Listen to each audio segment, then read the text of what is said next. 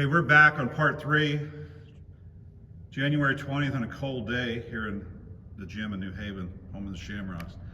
And when we took the break, we covered Borgia beforehand, but Tim Bailey here told us a story, and I told him anytime you guys have stories to interject, like I tell everyone, to kind of not really build up but fill in the season, that Tim had to, voluntarily, was driven to Fort Leonard Wood by Mr. Estes to take an ROTC physical because he thought maybe that was his route of maybe possibly getting college paid for, and he had to do running and all that. And then he said he kind of felt relief after that was over with, but obviously you're probably physically a little worn out too, and probably nerves.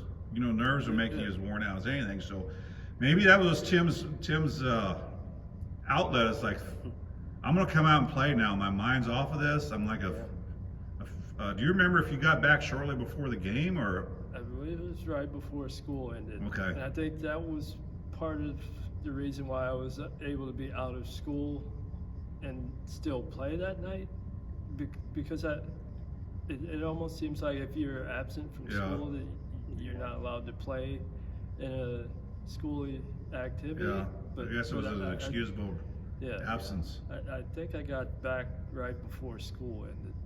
So we got done with the Christmas break, and I asked Dwayne Cretley, were those Christmas break practices not the most brutal practice you've ever experienced? Is it because we sat around for 2 or 3 days and we ate everything in sight and we didn't do anything? To me, they were more brutal than the first week of practice. Yeah. I mean, I was so winded. It was just like, God, my lungs hurt. And I think you know going into Christmas break that you have some time off, and your mind probably kind of turns everything off, and you're in a routine going into Christmas break, and then all that stops. Yeah. And your body probably physically shuts down a little hey, bit. we're going to recover a little bit because, believe me, we ran a lot, and that was a key. The conditioning is how we ran these people in the ground, a lot of them. Yeah. So thankfully, Coach Steinoff always had a thing towards the tail end, is like, especially the night before a game, which would have been Mondays and Thursday practices, we didn't run a whole lot. Because by then your legs are fried anyway from all that running. So our first game out of the hole is South Callaway, and they were undefeated still at that time. And I remember they had a Meyer kid, and they had a Gordon, which would have been a freshman, and they had Danny Thomas, which was like probably 6'5" point guard or number 2 guard. And we played them up there, I think. Yeah, it was there. And it was 16-16 after the first, 35-34 at halftime. Didn't have the third mentioned. And I had 21 and Tim had 14. But it was fairly close, and I think, again, they maybe hit some threes, or we fouled them. We were fouling them. Didn't you foul out? Didn't Ken foul out? I fouled out of the Clopton game, which I did not remember until I read it again. But I know I got a technical in either this game or the other game, because instead of throwing the ball to the official, I put it on the ground. On the floor. I think they called it technical. I believe it was this one. Was this the one? Yeah. It wasn't like going into this game, hadn't we seen, weren't they ranked like number 2 in the state? Well, it was either this one or the tournament game, because I think it was a tournament game. Maybe.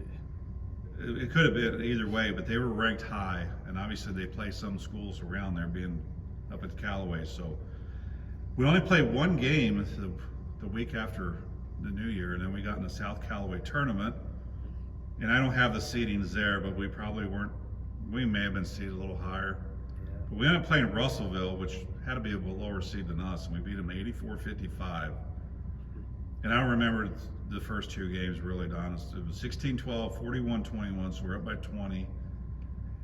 And then they cut it to, then we were up 34 at the end of the third quarter. 68-34. So we scored 27 there. Yeah, I think we 13. set out. Is that when he got all the subs in, maybe? Yeah, I believe so. Or was it? No, it could have been.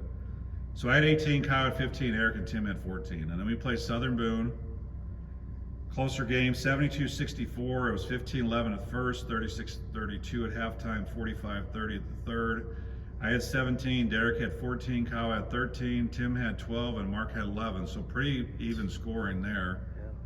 Yeah. Eric was the only one out of the starting that wasn't listed. And then we get to the championship game. And I remember the gym was packed. Yeah, it was. They were undefeated, South Callaway at the time. And then we were up 12-8 first quarter, 31-22 halftime, 48-40 third quarter. And I don't remember, one of these games I may or may not have thrown an elbow. And I busted the guy's chin open. He kind of had reddish blonde hair. Yeah, he was built kind of like you. Yeah. A similar guy. Kind of a dirty guy, and that's probably why I had enough of his crap. So I said, all right, I'm going to show you, and I popped him under the chin. Yeah. Yeah, but sure, it was an accidental elbow. I didn't, you know me, I didn't play dirty like that. But Yeah.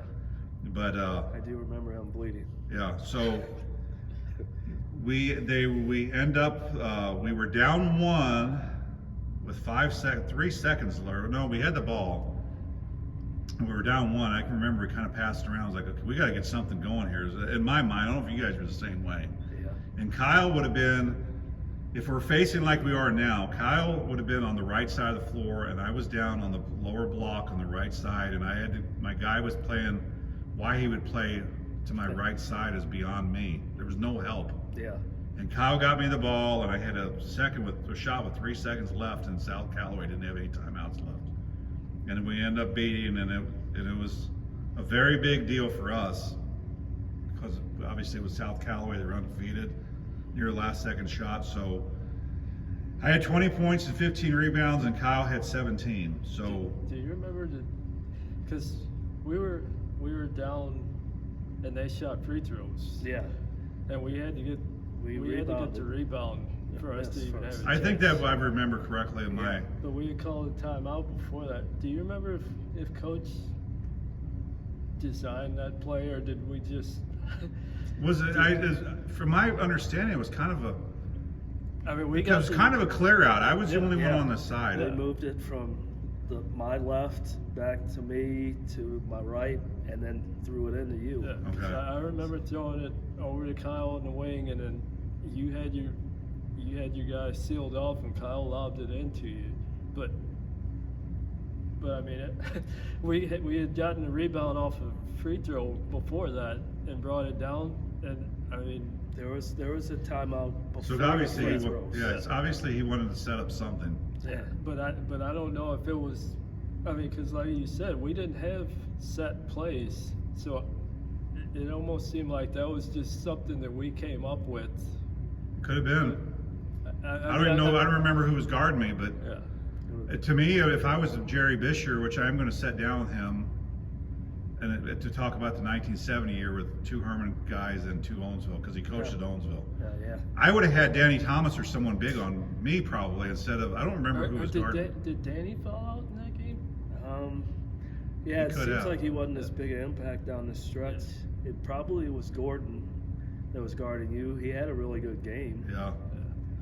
but they didn't have any backside help. Yeah, which none at all. It was made like, sense. it was like looking back now, I was like, God, why? It was, You knew where it was going. You had 3 on one side and 1 on the other. So It's why like, they didn't make Eric shoot? it wasn't Yeah. the perfect pass too, though. I mean, Yeah, it was. yeah, just it was. I mean, It was like magic. It was just Yeah, like after- boom. I caught it and I went up with it. And Afterwards, watching that on video, I mean, it was like that play was set up perfectly. Yeah. And one of the other things about that game down the stretch, do you remember that you threw it out of bounds? No, Before the free Kyle throws? threw it to me over on the Oh, it went sideline. through your Went hands. right through my hands. So, yeah. But then, so we could have fallen apart right there, but then we go down and we stayed together even when they got to the free throw line. I You can think- see on the video of the game, we were all still encouraging each other Yeah. and saying, we still got And this. I think the ball came down, and there was a tie-up, but I think Mark got his hands on it and ripped the ball away for the rebound. I mean, so it was almost like everybody had their hands on the ball. oh, it was a team win to because win that, it was just.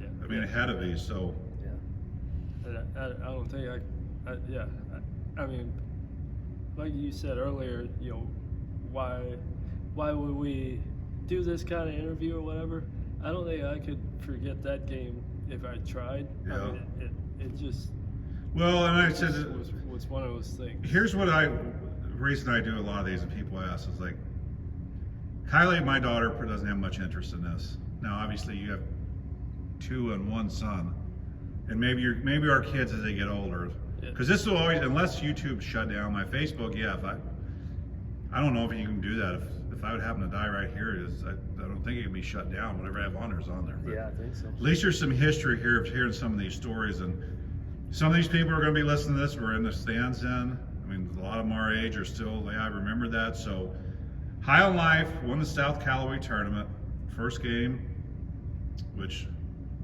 it wasn't really a rivalry, but to be honest with you, I didn't really like any of those Herman guys. So we played Herman, and we beat them 69-55. And it was 11-6 first quarter, 27-22 halftime, 48-39 third quarter. This is Kyle Shear's glory game of his senior year. He was 7 for 10 from the 3. That's 70%. And he had 25 points, and I had 15. But I don't remember if that was here in Herman. Do you remember? I believe it was up there. I think Okay. we played them a third time that season. And we Yeah, the played third them time here. We'll address what Yeah. Derek did Was to it? Rodney. I Yeah. thought the third game we played them was at their place. No, I think it was up here. That could be Well, right. regardless, we played one here, one there, and played them in the Herman tournament. So Yeah. then we go to, no, Chamois was here. I'm going back to what I can remember my senior year. We beat them 67-41. And for those that don't know, that's Brad Strobel, alumni from here, was a coach at the time. And it was 13-10 first quarter, 35-26 halftime. We opened it up in the third, 52-37. And I had 20 points and 15 rebounds, and Kyle Shear had 14. So I think it was fairly close up until the. Didn't you get a dunk in that one? Did I? I I thought he thought did. that was the game. I thought he the did. first that one game you- against Chamois. I don't remember that. I I thought remember you the got a Wellesley one breakaway. because I tried to tear the rim down. I thought you got a breakaway in Yeah. that one against Chamois. So going into this time of year, this is the same time frame where we are currently, the Herman tournament, which starts this week. Yeah. No, next week. They have a week off, and then the following week, because they just got done with Callaway. Where does New Haven play now that they got out of Callaway? They play in the Bourbon tournament. Okay, so you should have a week, Yeah. and then the next week, not this coming week, the following is the Herman tournament. So this is about the same time frame. So this is the game probably I remember the most, because it's just, I don't know how to describe it. We were seated 1 or 2 in the Herman tournament. Yeah. Montgomery's probably number 1. Yeah, they had to be. Yeah, they were having a good season. And we could play Herman, and we played them to 3 overtimes, and we lost 58-59. So it was 11, we were down 11-12 first quarter. We were up 24-21 and a half. We were down in the third, 33-37.